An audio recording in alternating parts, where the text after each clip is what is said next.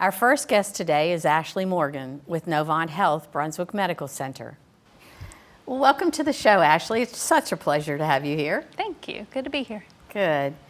Well, first of all, tell our viewers a little bit about your education and your background.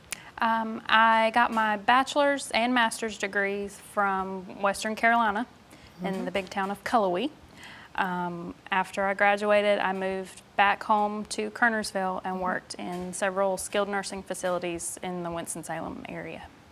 Okay, good. Well, how long have you been a speech therapist at Brunswick Medical Center? Almost a year and a half. I started last February. Last February, wow. Do you like it here? I love it. Yeah, the weather's great and it's a great place to live. So tell me more about speech therapy. I'm not so up on that, so I'd like to learn a little bit about that and talk about the services that you provide at the hospital. Okay. I work with adults primarily. I actually haven't worked with any children since I've been in the big girl world, but it's an option. But here at the hospital, I work with inpatients and outpatients on speech and language, cognitive problems, or swallowing difficulties. So it's more than just speech. It is. Let's talk a little bit about the swallowing piece. What is it that you do in terms of teaching folks to swallow? A lot of times after someone has had a stroke or sometimes with advancing dementia or something like that, people's swallowing can decline. And so there are diet modifications, having softer foods, thicker liquids, things like that that we can adjust, or teaching them exercises or compensatory strategies to help them swallow safely. And in terms of speech, how would that, when would you use that piece of your skill? Very often with people who've had a stroke. That's a big portion of the patients that I do work with. Sometimes they have trouble getting the right word to come out. They know what they want to say, they just can't get that word out. Or with the weakness that typically occurs with a stroke on one side of the body, their speech may be slurred. So working on getting those muscles stronger as they recover. And I believe you mentioned some cognitive skills. Tell me a little bit about that. Sometimes people with dementia or just normal aging process, they'll have a little bit of memory loss or difficulty with solving problems, managing money, organizing medications, all kinds of executive functions like that we can work on. I didn't realize that would fall under the speech pathology part. It does. The cognitive part. I always thought of speech pathology as speech, and I guess more related to children, in kids who talk later in their early life.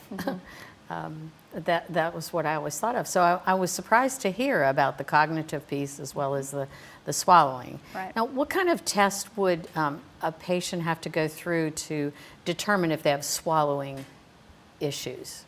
For an inpatient, I'll typically do what's called a bedside swallow evaluation, and that just consists of trying different consistencies at their bedside just to make sure I don't see any of those red flags that would clue me in that they're aspirating or something's getting stuck, that kind of thing. We also do some other tests just to find out a little bit more what's going on. We can do a modified barium swallow study for inpatients or outpatients and actually be able to see an x-ray. Watch them swallow? Right. Is that done in x-ray? Yes, it's done in radiology. While they swallow the barium? Is that how that? Doesn't taste very good. So getting back to the bedside and the swallowing that you observe, if I understand this correctly, you offer them different types of foods or drinks, things like that, and watch how they swallow it. Is that correct? Different consistencies, yes. I'll usually have ice chips, a thin liquid, usually just water, a liquid that's a little bit thicker than usual. We call it nectar thick. some applesauce or pudding, and then a cracker, something hard and crunchy. Hard and crunchy. And when you see patients, is it typically covered by insurance? Yes, yes, especially with Medicare is very good about covering speech therapy. Most insurances will cover it, yes.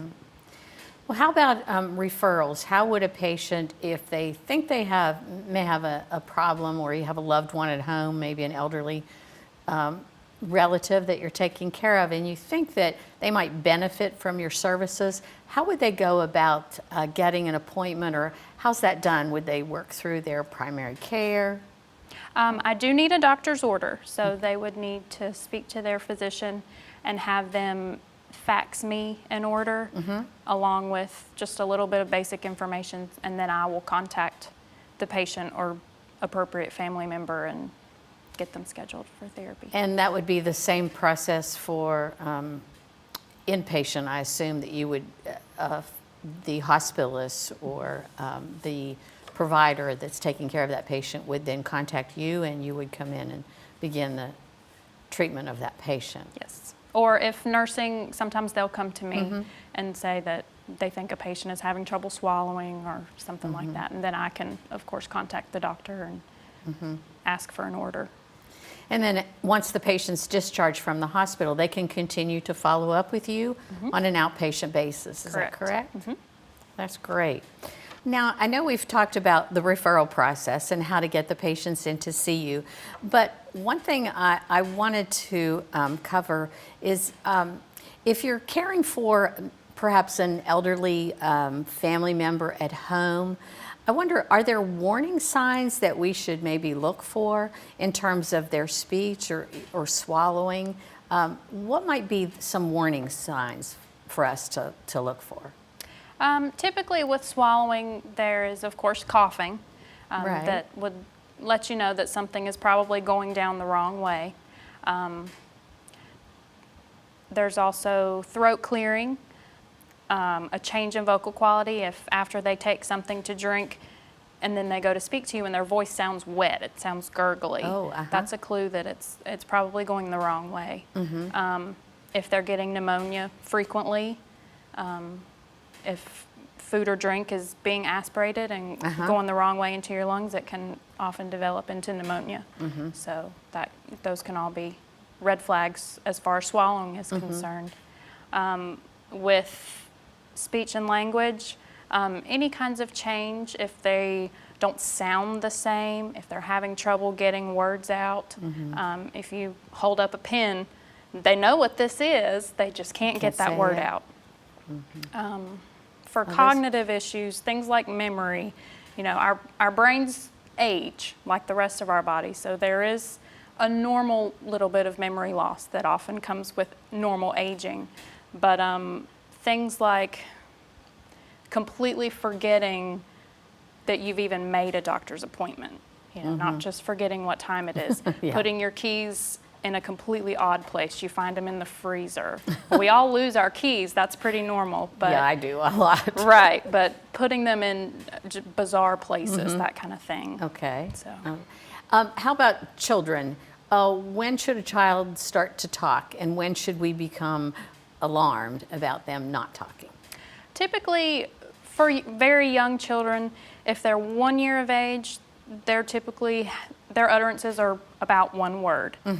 Same with 2 years, they're putting 2 words or so together. I see. And you know, it progresses from there. And so if we're concerned and they aren't using good speech by them, we probably should talk with our pediatrician about that, and then he would take care of getting us to the right place. Yep, and there are early intervention companies locally. Typically, as far as I'm concerned, most of the children that I would see would be kids who are out of school for the summer, that kind of thing. So they're not getting the speech therapy in the schools anymore, and so their parents would just want to carry that through the summer. So that would be an option. Okay, great. Well, those are all great signs, and I think that's of help to our viewers, because there's lots of folks out there caring for elderly relatives during these times, and so I think that's a very valuable source for us. Well, Ashley, it was a pleasure having you on the show today. I thank you very much for coming, and I hope to see you soon. Thank you for having me.